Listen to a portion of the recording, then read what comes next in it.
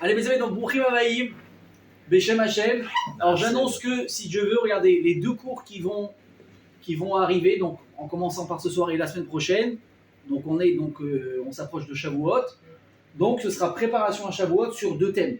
Le premier avec lequel on va commencer ce soir, ça va être l'importance de chaque personne dans le Ham Israël, et vous allez voir à quel point j'espère que ça va vous plaire. Et la semaine prochaine, si Dieu veut, on parlera à ce moment-là pas des personnes, mais de l'importance de chaque acte et de chaque mitzvah dans la vie d'une personne.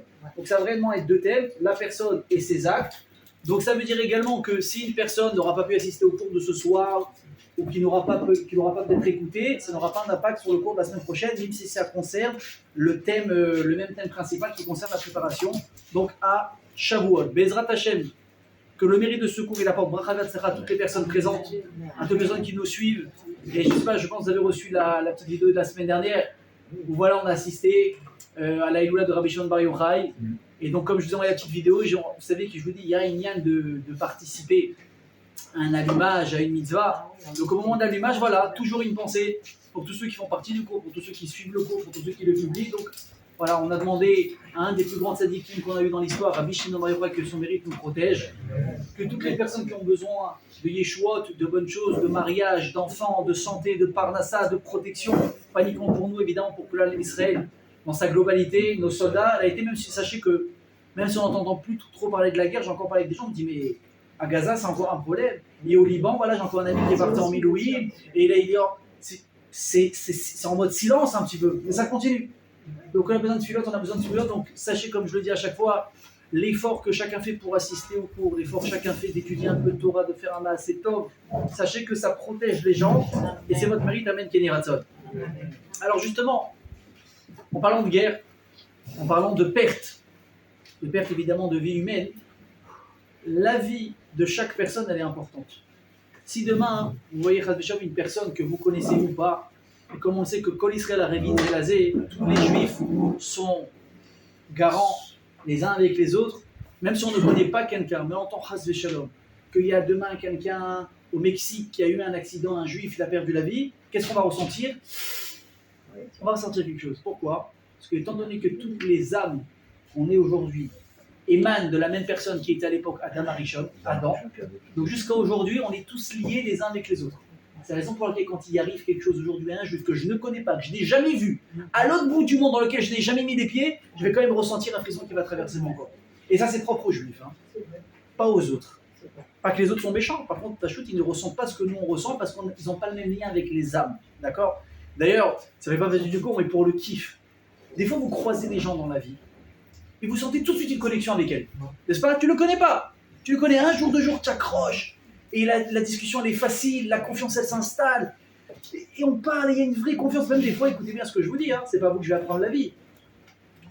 Des fois, il y a des amis, des gens que tu croises dans la vie, même à 30 ans, 40 ans, tu n'as même pas forcément grandi avec lui depuis l'âge de 2 ans. Moi, j'ai un ami comme ça depuis l'âge de 2 ans, on était ensemble jusqu'à l'âge de 24-25 ans. On a créé une amitié jusqu'à aujourd'hui. Il habite en France, moi j'habite ici, des fois on est chacun occupé par nos vies. On peut s'appeler une fois tous les 4, 5, 6 mois, même des fois il y a eu une période pendant 1 an on s'était pas appelé, on s'était un petit peu comme ça, perdu de vue. On s'est rappelé, mais j'ai l'impression qu'il avait quitté la veille. Mais c'est une folie, et tout de suite, et je lui fais un regard sur une situation, il sait exactement ce que je voulais dire, pas dire, et à qui je fais allusion. C'est incroyable. Bon, ça c'est des amis d'enfance, mamache.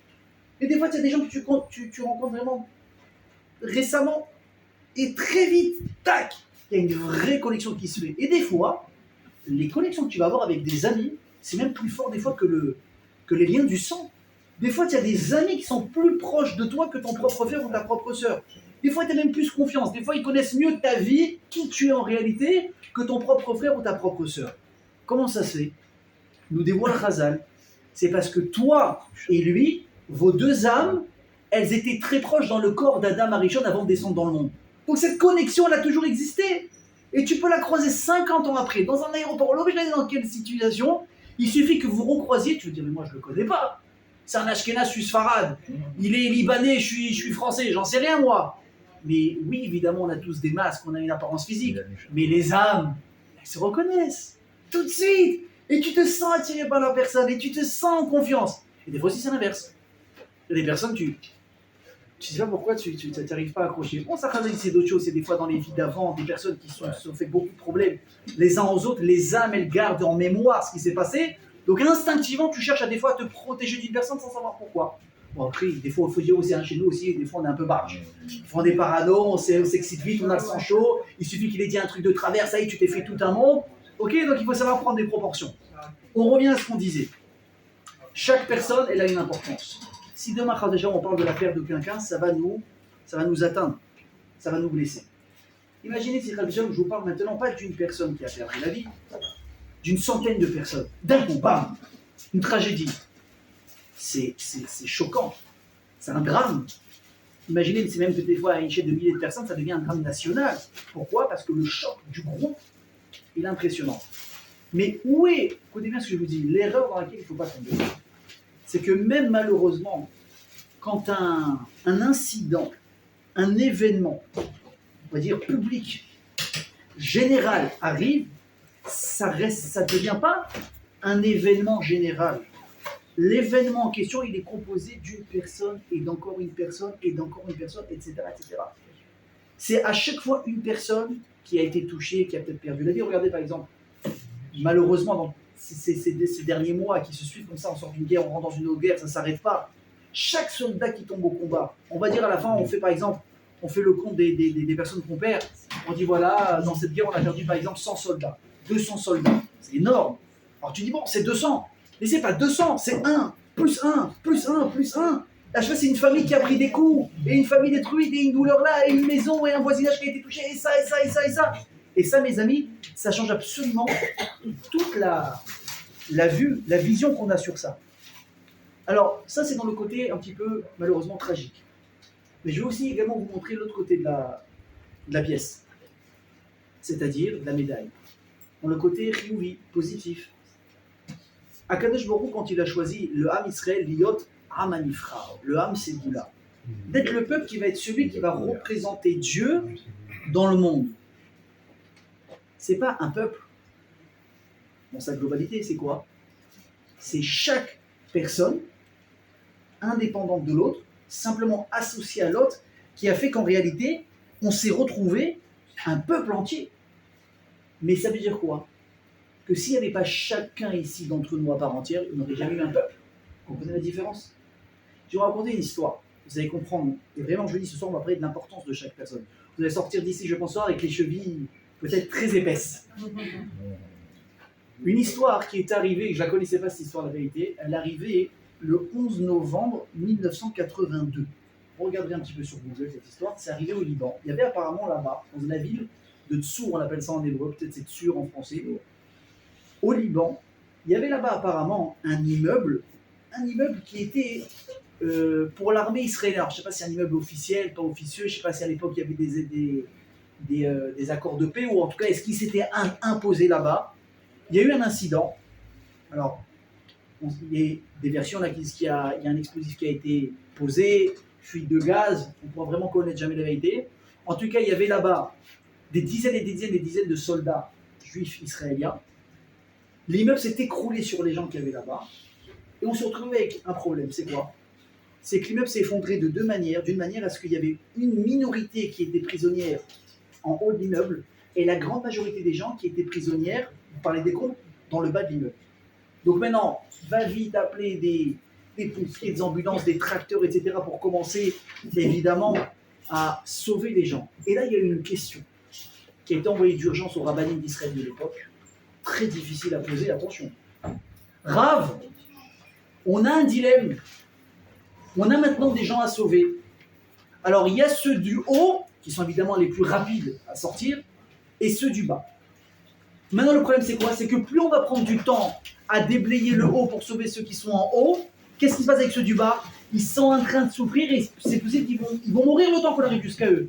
Est-ce que peut-être, c'est pas plus juste, vu que la majorité est en bas et que la minorité est en haut, peut-être de faire l'impasse sur ceux qui sont en haut, arriver avec des tracteurs tout de suite par au-dessus, et au risque peut-être d'écraser ceux qui sont là, pour pouvoir au final sauver un maximum de gens qui sont en bas. Attention, une question très difficile à poser. Et des fois, malheureusement, la réalité, elle nous impose des situations difficiles. Alors, je ne vais pas vous donner tout de suite la réponse qui a été donnée par le Rav, mais je vais vous parler d'un Rambam, un Maïmonide, qui dit la chose suivante. Si un jour, on est dans un cas, ça a été le cas des fois chez les Juifs, où des goïms, des non-juifs viennent assiéger une ville, faire du mal à un peuple, et qui vont décider de dire, vous savez quoi, on va être sympa, entre guillemets, si vous nous donnez telle et telle personne, donc qui va être voué à mourir parce qu'on va le tuer, on est capable d'épargner tout le reste de la vie. Alors allez, donc on n'est jamais ce genre de choix à faire. Est-ce qu'on a le droit de donner cette personne? Attention, hein, la question elle est horrible, et la réponse encore plus, c'est un vrai cas de conscience. Le Rambam dit la chose suivante.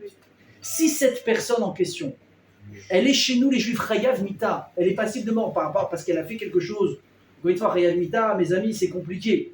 Il faut un beddin, il faut un ordre rabbinique, il faut ce qu'on appelle faire une avera spéciale ou avant laquelle il y a eu ce qu'on appelle edim ve'atra, c'est-à-dire il y a eu des témoins et avertissements, attention, tu n'as pas le droit de faire cette avera, si tu l'as fait, tu encours telle et telle peine. Donc il est conscient, avant de faire l'avera, à quoi il s'expose. Et on l'a averti 2 fois et malgré tout, il a fait le choix de le faire. Et avec ça, je répète, il y a un beddin qui peut sanctionner. Si on a toutes ces conditions réunies, et que le type, c'est lui qui est pointé du doigt pour être livré, comme il est réhabilitant, on pourrait éventuellement le donner. Mais vous avez compris qu'il faut se lever très tôt pour avoir un cas comme ça. Donc il dit le Rambam.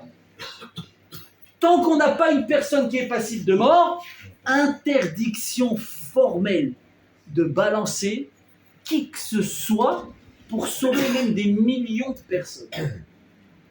On ne donne pas une personne pour sauver. Pourquoi? Parce que la vie de chacun est équivalent à celle de millions de personnes. Ça, c'est ce qu'il dit, mes amis, le Rambam. Alors évidemment, on va essayer de comprendre où est la logique.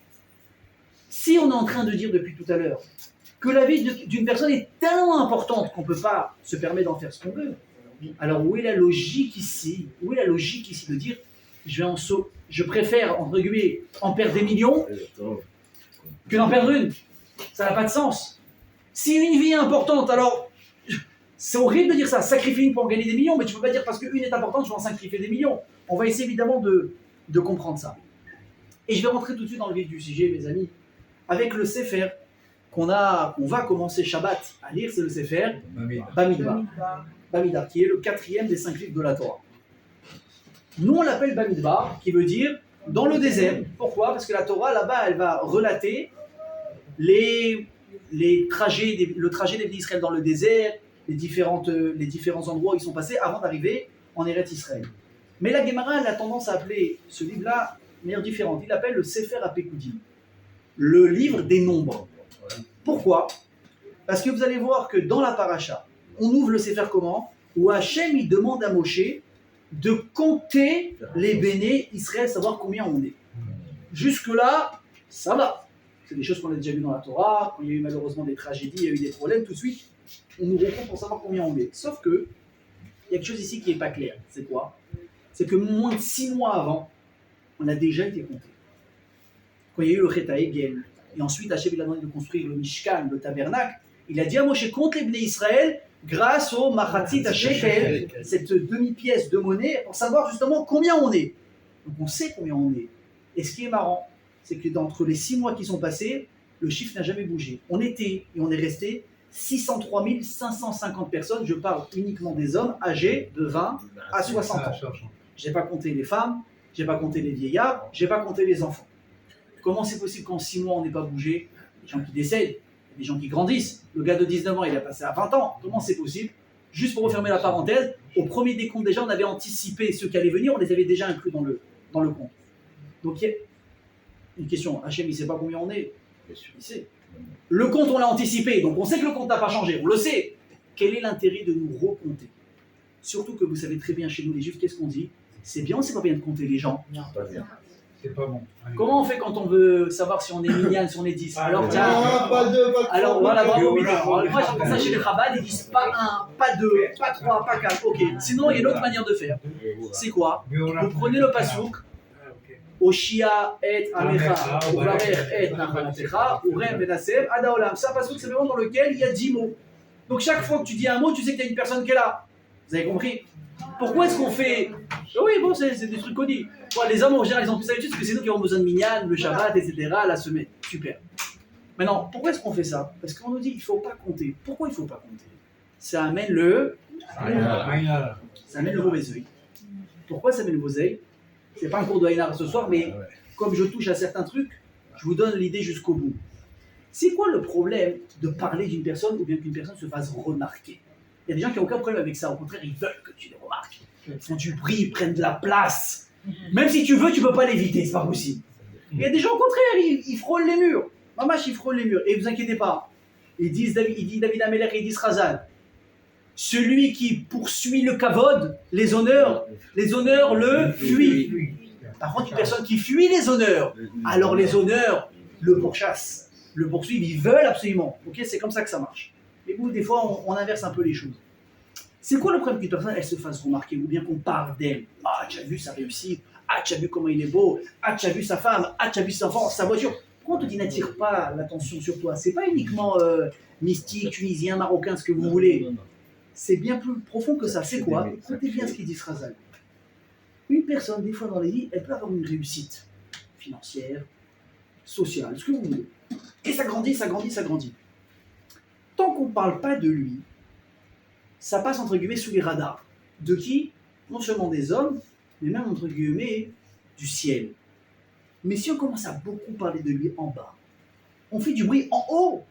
Et là on entend chaque fois Monsieur Dayan, Monsieur Dayan, Monsieur Dayan, Monsieur Dayan. Maintenant les paroles elles montent.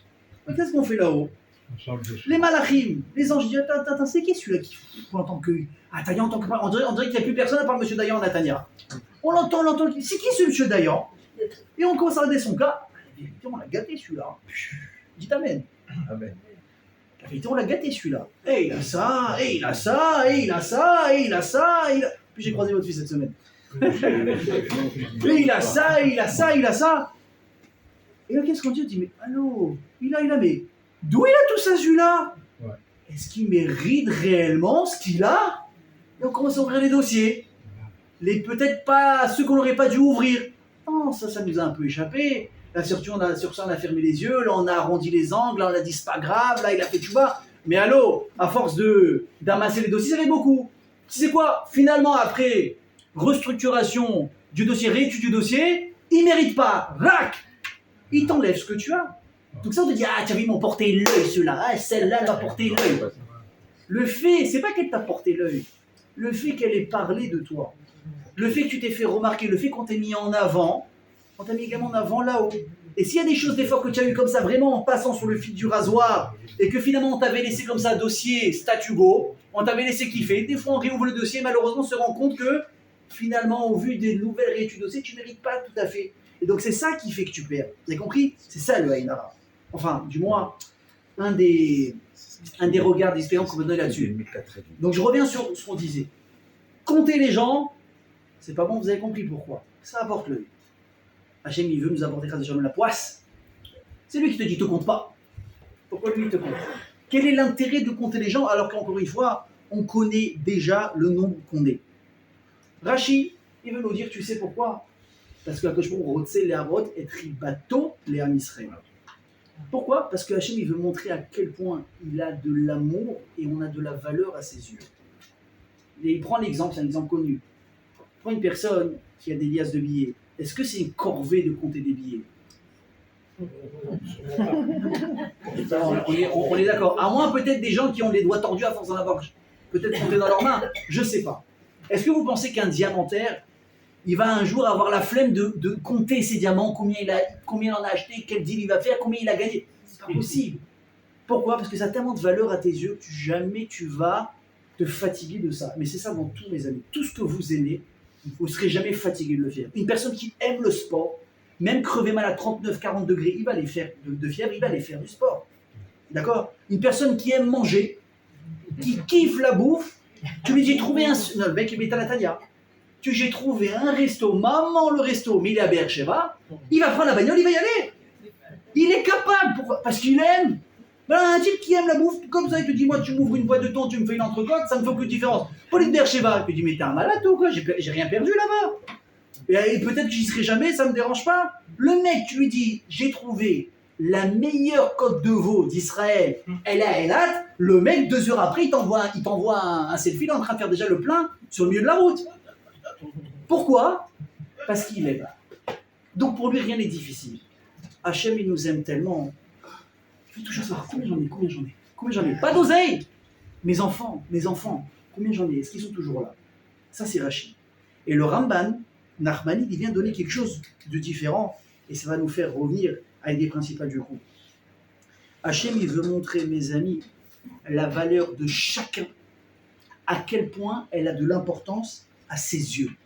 Et il nous fait remarquer une différence très importante. Ça paraît anodin quand on lit les psukim, les versets, mais vous allez voir que c'est pas si anodin que ça. C'est vrai que Hachem, il nous a compté il y a à peine 6 mois, à l'époque du Machatzit HaShekel. Comment ça a fonctionné? Il a dit à Moshe, c'est simple, tu vas faire du porte-à-porte, chaque maison, chaque tente, ouais. Et tu vas demander au papa, au balabaït de chaque maison, combien vous êtes chez vous. Et en fonction des numéros qu'il va te donner, tu le crois, tu marques. Famille Lévi, 8. Famille Abitbol, 78. Vous vous souvenez, on avait dit que les Lévis étaient moins grands, moins nombreux, on a parlé de ça dans le cours d'avant. Ok? Famille machin, famille Cohen, Dieu bénisse, 180. Et tu marques comme ça. Donc à la fin, tu fais le décompte, ça nous fait 600 000 et quelques. Elle dit par contre, là, la différence, il dit Hachem, on ne va pas fonctionner de la même manière. Tu vas à l'écoute bien, Moshe, devant chaque maison et tu vas compter toi-même chacun des gens de la famille. C'est ce qu'on appelle les sports, la goulgolette. Compter chaque tête séparément. Pourquoi? Il dit écoutez bien, parce que jusqu'à maintenant, il dit Moshe, il dit à Kadosh Baruch Hu, j'ai créé un mishkan, un tabernacle, j'ai fait résider ma présence divine sur tout le Ham Israël, en général sur tout le peuple. Mais maintenant, je veux que tout le peuple se rende compte que de quoi s'est composé un peuple? De chacun par entière. Donc là, je veux qu'ils sachent que quand je fais résider ma présence sur eux, c'est pas sur eux, c'est-à-dire que c'est sur chacun d'entre eux.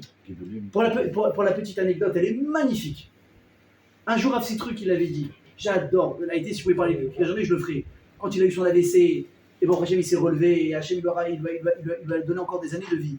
Donc on sait que tout le monde a prié, les juifs, les non-juifs, les chrétiens, les musulmans. Chirac était parti le voir à l'hôpital, etc. Incroyable. D'ailleurs, très beau récit avec Chirac, qui était parti voir en disant Monsieur le grand rabbin, il paraîtrait que chez vous dans la Torah, c'est marqué que quand on vient visiter un malade, on lui enlève 1/60 de sa maladie. Ouais. Il dit alors moi qui représente des millions de Français, que votre maladie elle disparaisse. C'était beau, c'est une belle phrase. Comme un petit truc, donc il s'est relevé Baruch Hashem de son accident. Il avait dit à un petit truc, écoutez bien cette phrase. Je voudrais vous remercier, pas à tous, mais à chacun. Vous voyez la différence? Tous, c'est un gros merci à tous. Non, à toi.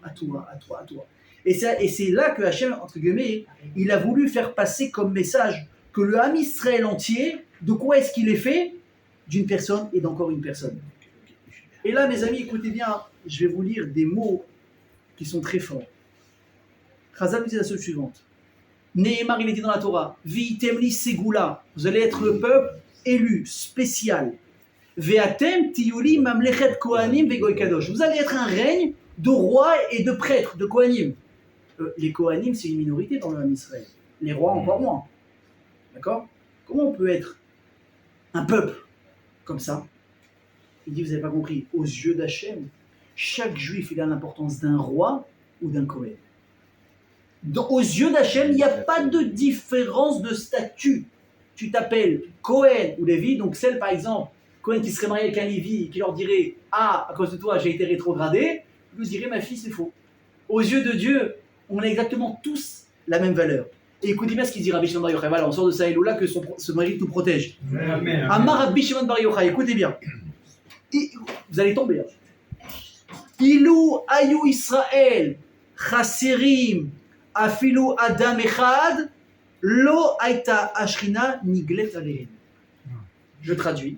Il dit Rabbi Shimon Bar Yochai, il suffisait, pas qu'on s'aime, il suffisait, s'il manquait à l'appel du jour du matin de Torah, une seule personne sur des millions de personnes, une personne qui dit moi je ne réponds pas présent, moi ça m'intéresse pas.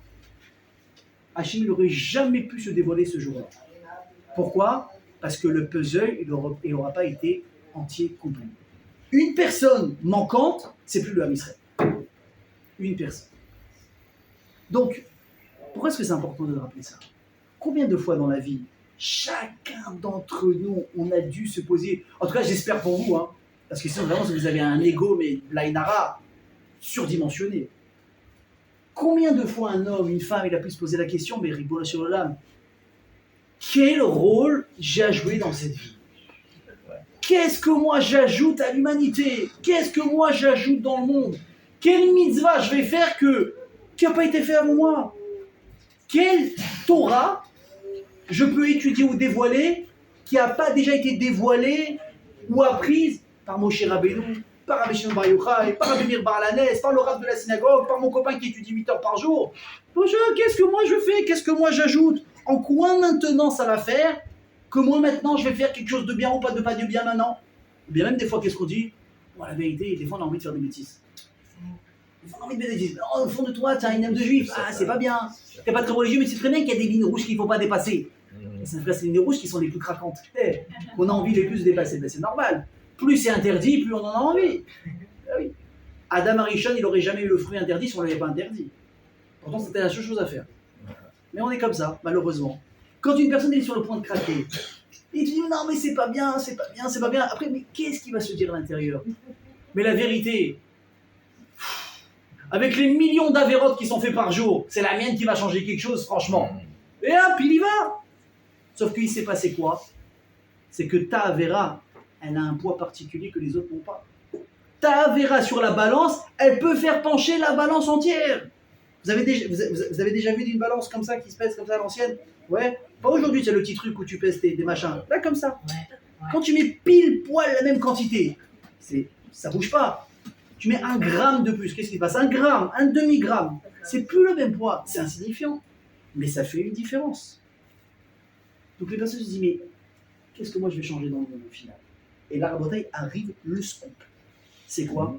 C'est que le Ham Israël, il existe, il a été choisi grâce à toi.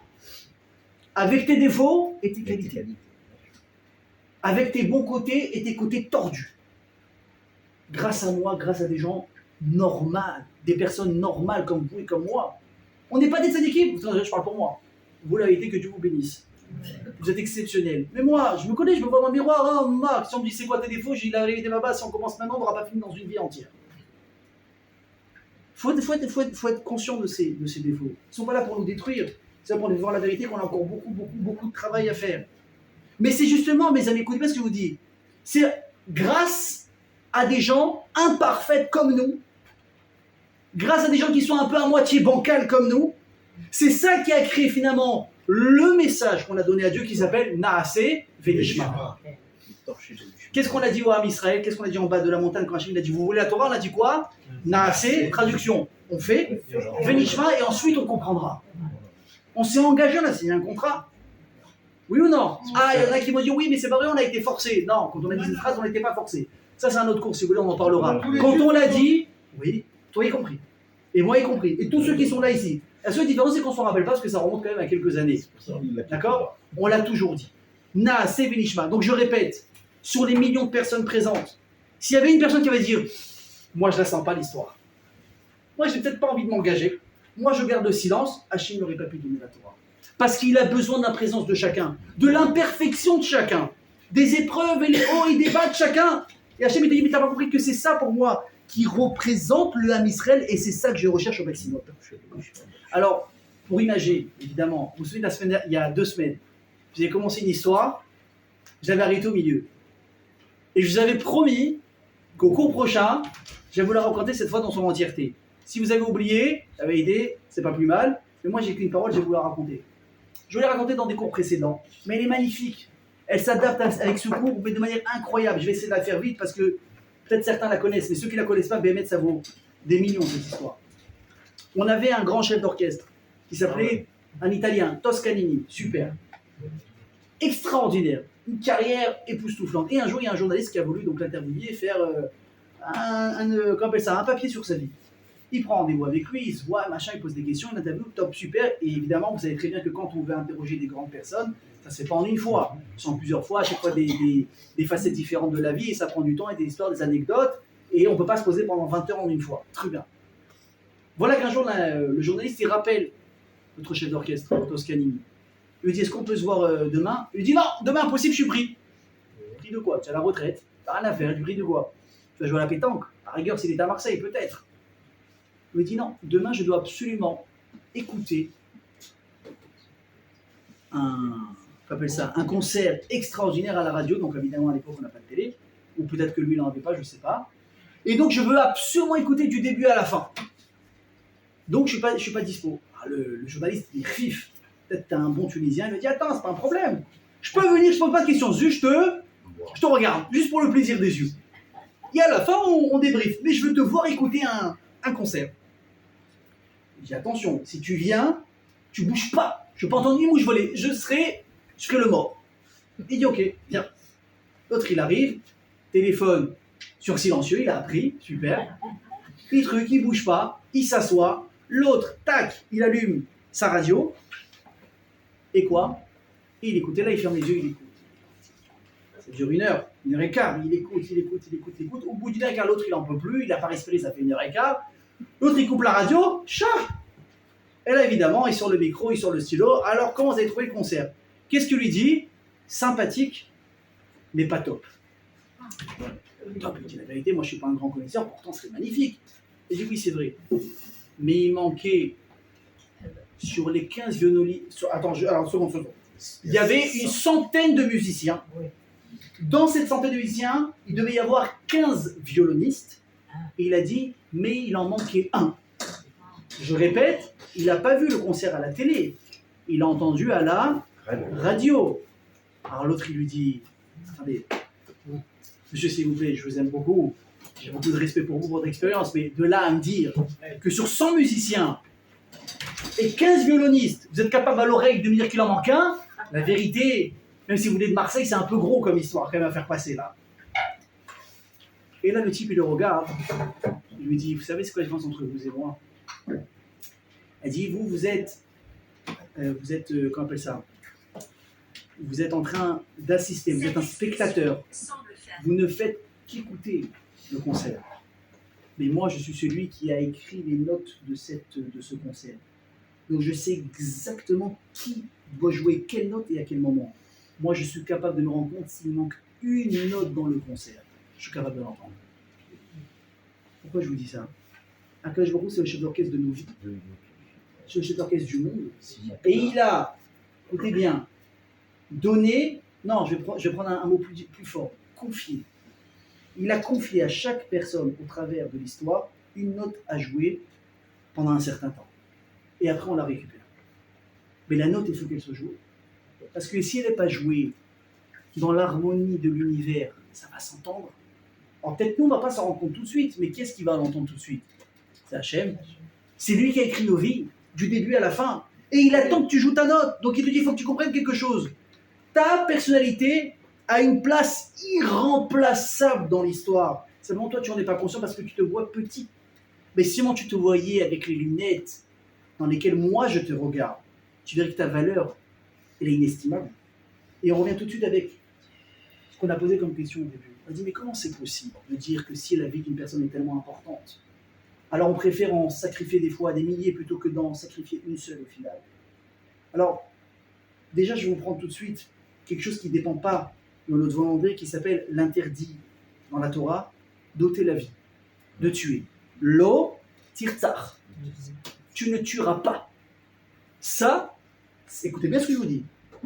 Ça s'applique à n'importe quelle personne, dans n'importe quel cas de figure. Encore une fois, on l'a dit, la Torah, des fois, elle-même, elle dit on n'a pas le droit, chas de shalom, ça va pas. Ça va pas. On n'a pas le droit de tuer quelqu'un, on n'a pas le droit non plus de voler un non-juif. Pourquoi c'est quoi? C'est des serpillères? Pas du tout. On a du respect pour l'humanité. D'accord? Je referme la parenthèse. La Torah nous a interdit, nous dit quoi? Tu ne tueras pas. À partir du moment où j'ai ça qui est en face de moi, alors c'est terminé. On joue plus dans cette catégorie. Il n'y a pas mal de questions de oui, mais tu comprends, mais dans ce cas-là, c'est terminé, on ne peut pas. Vous savez pourquoi? Parce que la vie d'une personne, elle est tellement importante. La vie, elle a tellement d'estime que la seule manière de s'en sortir avec cette histoire, c'est de ne pas rentrer là-dedans. Tu ne peux pas commencer à dire oui, mais lui, peut-être, non, peut-être, et commencer à donner des échelles de valeur aux gens. Vous savez pourquoi? Parce que si tu ouvres cette porte, dans un cas qui te paraît logique, compréhensible par le monde entier, tu sais pas où ça peut t'emmener. Par exemple, là, tu dis, bon voilà, il y en a 3 en haut, il y en a 50 en bas. Oui, c'est logique. Admettons qu'on dise, vous savez quoi, vous avez raison, allez-y. Sacrifiez les 3 pour sauver les 50, pour sauver les 500 qui sont en bas. Tu vas commencer à donner une échelle de valeur. On va continuer. Et qu'est-ce qui se passe si c'est maintenant pas 3 pour 50 ou 500, mais 2 pour 100, 1 pour 20? C'est compliqué. Oui, mais tu dis, mais voilà, on l'a déjà fait par le passé, on a donné priorité à quelqu'un. Ah, alors on continue. Et à ce moment-là, si c'est une personne faible et une personne forte, une personne peut-être handicapée, une personne en pleine santé, peut-être que pareil, après tout, on va commencer à tirer des conclusions. Oui, mais de la même manière où là-bas, on a dit oui, pourquoi? Parce qu'on a vu, on va dire, l'intérêt général. Pareil, cette personne, elle est en fin de vie, elle ne sert plus à rien. L'autre, il est en pleine forme, il peut travailler, il peut avoir une famille. Après tout, la logique veut, et on ne s'arrête pas. Tu vas dire, mais imagine jusqu'où ça peut aller. Une personne en pleine santé et une personne qui revient déchirée mentalement de la guerre. Le type, ça y est, la moitié de sa vie, elle est foutue. Tu vas dire quoi? Bon, bah, au point où on en est, un cas sacrifié, on garde une personne en bonne santé qui n'a encore jamais combattu. Vous vous rendez compte où est-ce que ça peut nous emmener? Si tu ouvres cette porte, il n'y a plus de fin. Donc il te dit que je me fous, le seul qui donne la vie, c'est moi. Et le seul qui ôte la vie, c'est également moi. Tu sais, le Rav Lo, l'ancien grand rabbin d'Israël, il a raconté qu'un jour, il était, je ne sais plus c'était dans quelle ville, je crois que c'était pas en Israël, c'était en Ouflaretz. Il y avait là-bas, je sais pas, une espèce de, je sais pas, de rendez-vous, je sais pas, d'idées échangées entre des penseurs et je sais pas quoi, exactement comment appeler ça. Un sommet de je sais pas quoi. Et là-bas, on avait abordé le sujet sur les patients en phase terminale. Est-ce qu'on a le droit de décider de leur ôter la vie ou pas? Le Rav, il a dit absolument pas. Chez nous, c'est interdit dans la Torah. Donc évidemment, il a été moqué, machin, n'importe quoi, c'est dépassé, il faut avancer avec son temps, nanana. D'accord. Jusqu'à qu'il y a un médecin non juif qui se fait, il a dit, vous savez quoi, je vais vous raconter une anecdote. Il a dit un jour, écoutez bien, j'allais finir mon service. J'avais fini ma garde, je devais partir. Au moment où j'allais partir, il y a une personne, un monstre, Og Melech HaBashan, un bûcheron, il est amené aux urgences. Pourquoi? Il était en train de couper du bois, la hache, elle a bougé, tac, il a pris dans la tête. Donc maintenant, il est vraiment entre la vie et la mort. Galère, opération super compliquée, à risque, on fait pas. On a fait venir la famille, on a fait venir les enfants. Le type, il n'est pas malade, il est en pleine santé. Il y a 1 heure, c'était encore un monsieur tout le monde. Là, il a eu un accident, il est entre la vie et la mort. On a demandé aux enfants, signer une décharge, et ci et ça. Après, la décision, on l'opère pas. Les enfants, ils se sont conciliés. Qu'est-ce qu'ils ont dit au médecin? Écoutez, on a réfléchi. C'est pas la peine de l'opérer. Papa, il a déjà suffisamment vécu. Laissez-le partir. Le type, il a raconté l'histoire. Il y a eu vous voyez votre réaction. Il y a eu un silence dans la salle. Et les gens ont compris ce que ça voulait dire, toucher à la vie d'une personne. Tu peux dire, non, mais tu comprends, lui, il est en phase terminale, alors je peux me permettre il me remerciera, il a trop souffert, il a machin. Mais si tu touches à ce genre de choses, tu sais pas jusqu'où ça peut aller. Tu pourras jamais être maître des limites que tu vas enlever en disant qu'aujourd'hui, ça peut se faire comme ci et comme ça. Un jour, il a dit, le Rav Lubavitch, une très belle idée. Il a dit, pour vous montrer ce que c'est l'importance de chacun dans le monde. Il dit, vous savez que quand Hachem, il a créé le monde, tout ce qu'il a créé comme élément ou comme être vivant, il a créé en nombre de plusieurs d'un coup. Les arbres, il n'y en a pas eu un, il y a eu beaucoup. Les animaux, il y en a eu beaucoup. Il a tout créé, je sais pas, les fruits, les légumes, quand ça commence à pousser, c'était d'un coup, beaucoup. L'être humain, quand il a été créé, combien il était? Allez, on va dire 2, androgyne, comme tu veux. Pourquoi? On avait créé directement un peuple. Tu fais une petite armée de 100 000 personnes et après ça continue. Pourquoi les animaux, les arbres, tout, en plusieurs? D'ailleurs, j'ai eu une discussion avec un ami, on disait, mais qu'est-ce qui est arrivé en premier, l'œuf ou la poule? Ah, mais pour un œuf, il faut une poule, mais pour une poule, il faut un œuf, etc. Scoop, comme ça on va régler l'histoire. Chazal, ils disent qu'Hachem, tout ce qu'il a créé, il l'a créé à son état final depuis le début. État parfait, terminé, et après on a recommencé la reproduction. Donc la poule ou l'œuf? La poule. Et ensuite la poule, elle a pondu, etc. L'éléphant, il n'est pas né bébé, c'est déjà né, Dieu bénisse. Tu as compris? Etc. etc. D'ailleurs, l'homme aussi, quand il est né, comment il a été créé? C'était un embryon, c'était un bébé ou c'était directement un homme avec une barbe? Tout. Peut-être même Hachem lui a fait les sourcils, je ne sais pas. Pourquoi est-ce qu'Hachem, quand il a créé l'homme, il a créé uniquement un ou deux maximum? On dit quand on fait les Shirah Brachot, si vous avez remarqué, on parle beaucoup du Gan Eden. On parle beaucoup de Adam et Chava. On dit, voilà, vous allez être heureux comme eux. Ben, vous allez être heureux comme au Gan Eden, et ci, et ci, et ça. Pourquoi on fait référence dans le mariage beaucoup à Adam et Chava, Adam et Ève? Il y a beaucoup de réponses qui sont données là-dessus. La réponse qui m'intéresse, c'est la suivante. Hachem, il veut te dire, écoute-moi bien. Au moment où j'ai créé le monde, et que j'ai donné la vie à Adam et Chava, c'était le premier, mais également à l'époque, le seul couple vivant de l'humanité entière. Est-ce que tu penses que quand ils sont levés le matin, ils se sont dit, après tout, il y a d'autres gens qui vont faire le job à notre place? Personne. Tu cries, il y avait un écho de folie à l'époque. Tes histoires de couple, tu pouvais les hurler, personne ne les entendait, mais personne pour témoigner de ce qui se passe. Qu'est-ce qu'ils ont compris, Adam et Chava? On a une mission qui repose sur nos épaules, mais qui est incroyable. Si nous, on ne décide pas d'enclencher la première, de faire des enfants, de peupler le monde, de remplir le rôle pour lequel Hachem nous a mis ici, le monde ne sera jamais monde. Pourtant, ils étaient seuls. C'est parce qu'ils étaient seuls qu'ils se sont rendus compte de ça. Quand on plaignait un Khatan et un Kala, sur la repas, on dit, comprenez, c'est vrai que vous avez l'impression d'être encore un couple dans le Ham Israël.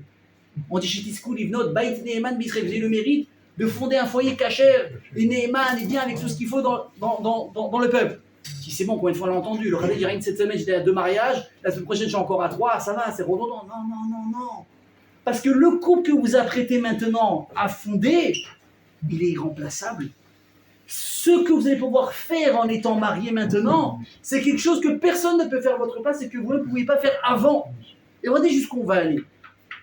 Bon, vous prenez une famille. On a déjà parlé, mais vous allez comprendre comment c'est important de le rappeler ici. Une personne, Dieu bénisse, ils sont mariés à 20 ans, 30 ans, l'homme chané, ils ont peur de rien. Lui et elle, on fait un petit minyan à la maison, 10 gosses, ça te va, magnifique. Et on y va. Chaque année, Dieu bénisse un enfant. Ok? Chacun avec son rythme, on s'en fout, c'est pas l'important. 10 enfants. Alors moi, je connais des familles, quand tu vois un passé, tu dis, là, lui, c'est un Suissa. Tout de suite, tu reconnais les traits de visage. Oui, c'est vrai, ils se ressemblent. Mais est-ce qu'ils sont identiques? Non. À part peut-être des jumeaux, des faux jumeaux, des faux jumeaux. On a quelques personnes qui nous ressemblent dans le monde. La vérité, aujourd'hui, je suis parti Béhémet. Je suis rentré voir un médecin. C'est pas pour moi. Bon, je suis en très bonne santé. Récupérer un papier. Je vois la tête du médecin. C'est un type que j'ai connu. C'est pas lui. Il a la même tête qu'une personne que j'ai connue quand j'étais enfant, que j'ai pas vu depuis 10 ans. Mais la ressemblance, mais c'était choquant. Je dis, comment vous vous appelez? Il me dit son nom. Je ne vous appelez pas comme ça. Il me dit non, vous êtes sûr? Je dis oui, je pense. Je dis, mais quelle ressemblance frappante. Même s'ils se ressemblent, est-ce qu'ils sont identiques? Non, évidemment, je les mets d'un côté, je vais voir une différence. 10 enfants du même papa, de la même maman. Est-ce qu'ils ont la même tête trait pour trait? Non. Mais tu me dis, bah aussi, voilà, on va trouver des sosies, on va trouver des jumeaux. C'est très bien. Mais qu'est-ce qui sera toujours différent chez les jumeaux? Les empreintes digitales. Pourquoi?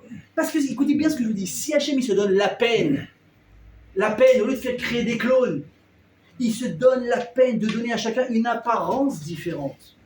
C'est pourquoi? Moi, je vois, moi, je suis un copain. Magnifique. Mais encore une fois, je répète, vous n'avez pas les mêmes empreintes digitales. Ah bon? Si tu touches un verre et lui il touche le même verre, et qu'on analyse, on va voir que c'est 2 personnes différentes qui ont touché le verre. Pourquoi Hachem il a fait ça? Écoute jusqu'où. Si Hachem se donne le temps, le mal, de créer chacun différent, c'est pour nous rappeler à nous qu'on est différents et qu'on a des rôles différents à remplir, même si ça n'en a pas l'air. Comment on dit le visage en hébreu? Panim. Comment on dit l'intériorité d'une personne? Pnim. C'est les mêmes lettres, sauf qu'on va les ponctuer différemment. Tu vas l'apprendre bientôt ça. Panim, pnim, pourquoi? Parce que le visage d'une personne révèle son intériorité. Ouais. Quand les grands rabbinim ils te voient arriver, ils te lisent comme un livre ouvert, un radar, tu ne sais pas aussi comment il fait. Ils voient des choses que nous on ne voit pas, mais pourquoi? Parce que le visage reflète l'intériorité de la personne. Tu peux faire le tzaddik, faire une barre de 2 mètres, ferme les yeux quand tu marches dans la rue, manger que strictement cachère. Si tu es pourri à l'intérieur, il va le savoir. Ça sert à rien, tu ne peux pas te cacher. Vous comprenez? Donc si Hachem s'est donné la peine de créer dans une même famille 10 visages différents, tu dis ça va, fais une exception, c'est la même famille, viens, on fait tout le monde pareil. C'est le même père, la même mère. Non. Dans la famille, 2 frères et sœurs. Je ne parle même pas des caractéristiques des gens. Vous avez déjà vu 2 frères, vous avez tous peut-être un frère ou une sœur chez vous. Des fois, il y en a qui s'entendent mieux parce qu'ils ont le même caractère. Mais tu vois des fois, deux jumeaux, qu'est-ce qu'ils sont différents? Deux frères. Moi, vous voyez, mon frère et moi, si un jour vous avez l'occasion de nous voir, bon, déjà, on se ressemble un peu, oui, mais au niveau du caractère, mais on n'a rien à voir. On n'a rien à voir, mais absolument rien. C'est impressionnant. Pourtant, comment c'est possible? C'est la même recette? Oui. Oui. On a mangé le même repas? Oui. On a entendu les mêmes choses à la maison? Oui. Tout est pareil. On a fréquenté même les mêmes écoles. Comment c'est possible? Parce qu'on n'a pas le même rôle à faire dans la vie. On n'a pas le même rôle. Donc si on n'a pas le même rôle, on ne peut pas être fait de la même manière, sinon ça ne veut rien dire. Vous comprenez comment ça fonctionne? Donc, dans ce qu'on est en train de dire ici, les amis, il y a deux choses qui en ressortent. La personne, elle a deux choses en elle qui seront irremplaçables pour l'éternité.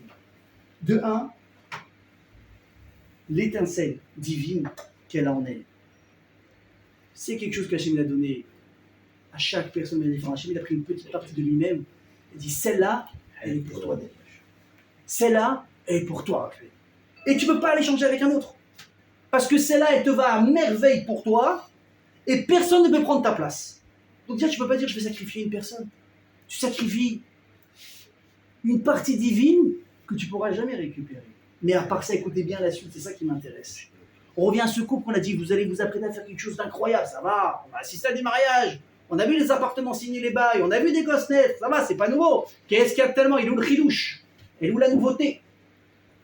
Réponse, tu ne peux pas savoir ce couple, quel enfant il va donner, à qui il va donner naissance, quel acte ils vont réussir à faire, peut-être un jour dans leur vie. C'est des fois on voit des gens, mamage, banal, et on voit, ils ont eu des... C'est pas uniquement une question de richesse, de réussite, ils ont monté des institutions qui ont changé le monde. Des fois de Chesed, regardez par exemple, je vous dis à chaque fois, l'Adbour de Tzanz, ici à Natania, qui a passé la Shoah, il a perdu sa femme, 10 enfants. Lui, il a été sauvé des corps, au lieu d'être brisé par terre, il a trouvé la force, il s'est relevé, il s'est remarié, il a eu des enfants, il a reconstruit toute la chassidoute, le mouvement chassidique de Tzanz. À Natania, il a créé l'hôpital Ayado, tout est reparti de lui. Mais ce type, si on l'avait vu sortir d'Auschwitz, on aurait dit quoi? Il est fini, lui. Mais il est fini, c'est plus un homme, c'est un mort-vivant. C'est bon, allez. Évidemment, il y a un mec de 20 ans là qui crie tout fort, viens, on le sacrifie, on le sauve à lui. Regardez tout ce qu'on aurait perdu. Les milliers de personnes dans la Torah grâce à lui. L'hôpital qui donne la vie, qui soigne des gens jusqu'à aujourd'hui. À qui on a droit? À une personne qui est sortie mort-vivante de Auschwitz. Et pour revenir à ce qu'on disait, le couple, tu sais pas qui va donner naissance. Tu sais pas. Des fois, il y a des lumières qui sortent d'un couple, mais quoi simple. Des fois, tu vois des talmides des chachamim. Tu dis, le père, ça va être une sommité en Torah, c'est pas possible. Des fois, oui, tu as une suite comme ça. Tu as Rav Chaim Kanevsky, c'est le fils du Stapler, ok, bon. Rav Ovadia Yosef, c'était le fils d'un marchand. Rav Ovadia Yosef, son père, c'était pas un talmid chacham de ce que je sais. C'était quelqu'un qui travaillait à Bagdad, même son fils. Même son père, au début, il lui a dit, arrête de venir étudier, viens m'aider au magasin. Ça se faisait beaucoup à l'époque, n'est-ce pas? Le grand Raphaël Torbet, c'est à toi que j'ai raconté ça tout à l'heure? Non, c'est à quelqu'un d'autre. Moi, dans ma propre famille, j'ai un oncle Baruch Hashem aussi pareil qui vient d'une grande famille. Comme c'était l'aîné, son père, la vie était dure à l'époque. Il a demandé à son fils aîné, viens m'aider mon fils, il a travaillé. Depuis là, je crois, à 12 ans. 12 ans, il a arrêté l'école, peut-être 13 ans. Et là, il faisait le marché, il portait les choses à droite, à gauche. C'est grâce à ça que ses frères et sœurs, ils ont pu se payer des études, des avocats, des médecins, des pharmaciens, etc. Parce que quelqu'un s'est sacrifié. Vous avez compris? Et ça se faisait beaucoup comme ça à l'époque. Le père de Rav Ovadia Yosef, il a dit, mon fils, viens étudier, viens, va travailler avec moi. Il n'y a pas d'yeshiva, on n'a pas le temps. On doit survivre, c'est même pas vivre, on doit survivre. Et les rabbinim, ils sont venus voir le papa. Vous savez pas le fils que vous avez, il a des aptitudes, mais exceptionnelles, ça peut être un géant. Mais tu parles d'un enfant, d'accord, mais c'est-à-dire, il y en aura d'autres, il leur a dit. C'est pas méchant. C'est la vérité, il y en aura d'autres, c'est pas grave. On ne peut pas miser à 1 contre 1000, ça veut rien dire, ok, c'est une lumière, d'accord, parce qu'il connaît un peu de Mara. Pareil, il y en a plein. Tu sais, et ils l'ont convaincu. Jusqu'au jour, écoutez bien, où le Rosh Yeshiva, il a dit à son père, regardez, vous n'avez pas compris. Je crois tellement en votre fils, que s'il vous faut vraiment un employé que vous ne pouvez pas le payer, je suis prêt moi à venir travailler, mais laissez votre fils aller étudier.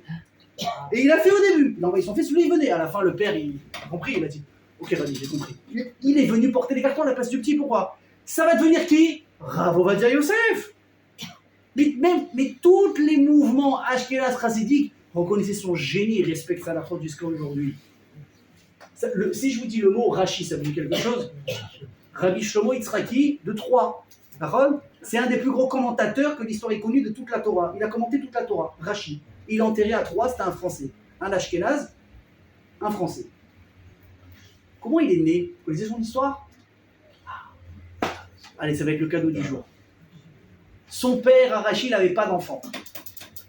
Il était diamantaire. Il avait des pierres précieuses incroyables. Et un jour, il a eu entre ses mains un diamant, mais d'une pureté, d'une rareté, d'une beauté que les gens n'avaient jamais vu. Et voilà sont venus le démarcher des non-juifs, des idolâtres. Ils ont entendu parler du diamant qu'il avait entre les mains. Ils ont dit, on est prêt à te l'acheter à n'importe quel prix. Bon, lui, au début, il a dit, pourquoi pas, c'est du business. Et dans la discussion, il a dit, vous allez en faire quoi? Vous allez l'offrir à qui? Il a dit, on va pas l'offrir à n'importe qui. On est en train de construire une idole, la plus majestueuse que l'histoire ait connue. Et ton bijou, ça va être l'œil de l'idole. Et ça va la rendre exceptionnelle. L'autre, il a entendu ça, il a failli s'effondrer. Un juif, c'est du business, mais c'est un juif. Il dit, mon bijou à moi, il va servir à une idole. Est-ce que selon la rappeuse qu'il a le droit? Peut-être, vous dites ce que vous voulez, c'est pas moi qui ai construit l'idole. Je ne suis pas entré dans les détails. Il a entendu ça, il a dit, excusez-moi, là maintenant il est tard, tout, je dois fermer. Un business comme ça se fait pas tout de suite. Revenez. Vous comprenez, vous connaissez les gens quand ils font comme ça. Ok, quand demain, non, demain j'ai des rendez-vous toute la journée, truc, machin. Eux, ils sont sûrs qu'il va vendre, donc ils jouent le jeu. Et lui, il les repousse. Et là, il commence à venir, on lui propose des sommes, peut-être qu'on n'a pas été assez généreux, on vous propose. Mais attention, on parle de vrais millions de l'époque. Et à la fin, ils ont commencé à lui forcer la main parce qu'il voulait ça.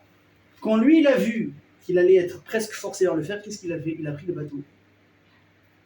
Et en pleine mer, il a fait semblant que le bijou lui ait échappé de la main. Il a été prêt à perdre des millions dans l'eau, juste pour pas que ses biens aillent à la Avodazara, à l'idolâtrie. Je ne connais pas des gens qui sont capables de faire ça. Au moment où il a fait ça, il est sorti une voix céleste et il a dit, tu as été capable de préserver le monde Hachem et sa beauté, tu auras un enfant qui va éclairer le monde de la Torah du Ham Israël jusqu'à la fin des temps. Qui l'a eu? Rachi. Ce type, ce diamantaire, est-ce que tu aurais pu imaginer à qui il allait donner naissance? Tu ne peux pas savoir. Quand tu croises des gens dans la rue, mais c'est qui ces personnes? Moi, je suis rien. Est-ce que tu sais ce que la vie te réserve? Est-ce que tu sais peut-être ce que tu es voué à accomplir, à aider, à soutenir, à qui peut-être donner naissance? Alors évidemment, je vous donne des exemples extraordinaires. Mais des fois, il ne faut pas faire plus loin que ça. Des fois, je dis, mais cette personne, je suis qui? Moi, je suis rien. Moi, je suis peut-être juste un petit pizzaiolo. J'ai rien contre les pizzaiolos, mais attention, hein. Moi, ils me donnent beaucoup de plaisir. Je kiffe, moi, quand je vais chez eux. Moi, je suis rien. Moi, je suis juste un sportif. Moi, je suis tout truc. Mais si ça se trouve, grâce à toi, une rencontre que tu as fait dans ta vie, un mot gentil, de l'attention que tu as donné à quelqu'un, tu as sauvé une vie. Le type, ça se trouve, il n'était pas bien, et du fait que tu lui as remonté le moral, tu l'as évité un suicide, tu le sais même pas. Et tu le sauras peut-être jamais. Mais ce type, au lieu de se suicider, finalement, il s'est repris en main. Il s'est peut-être même sevré de la drogue qu'il est en train de prendre parce que c'est ça qui l'aidait à passer sa vie. Et il s'est repris en main, il a trouvé une situation, il a trouvé à se marier, il a eu des enfants. Si je fais le bilan, 1000 ans après, il y a des millions de personnes qui sont nées, c'est grâce à toi. Et toi, tu me dis, j'ai pas de valeur.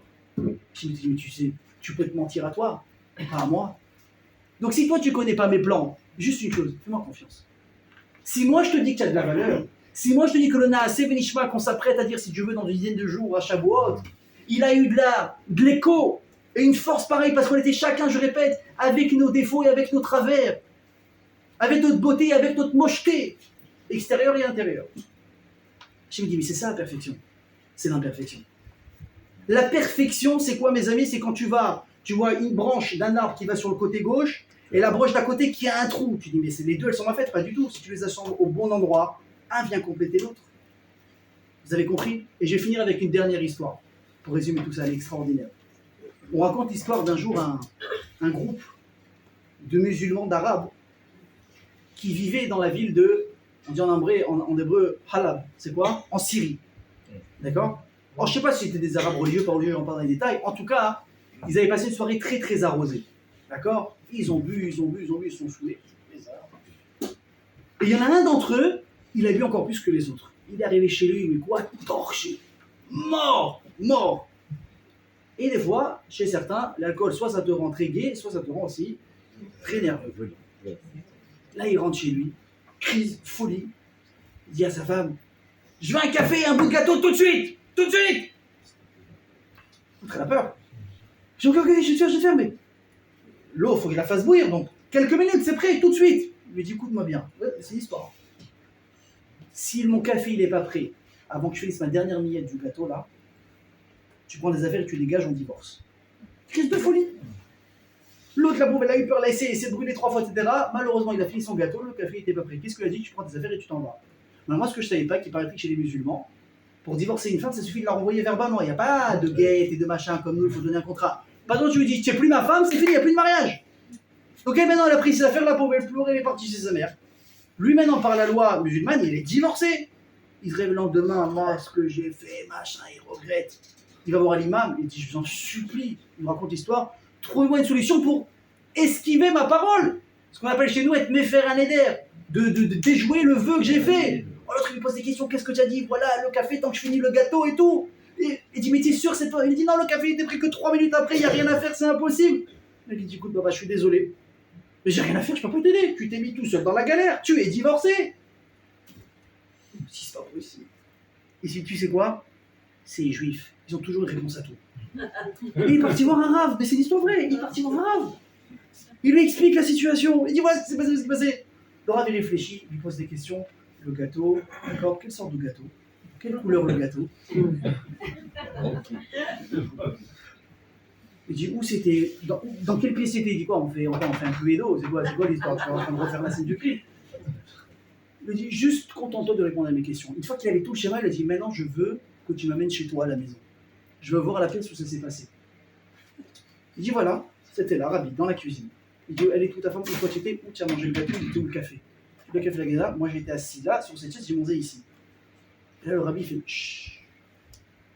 Il scrute la pièce, l'endroit où il a mangé. Là on le voit se baisser, il ramasse des miettes. Il dit tu vois, c'est pas fini le gâteau. Dis à ta femme qu'elle peut revenir. Pourquoi je raconte cette histoire, mes amis?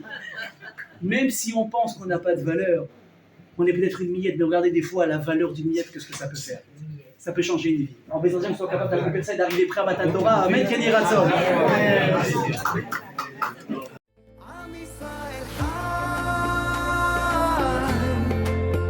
אם לא נשכח תמיד להיות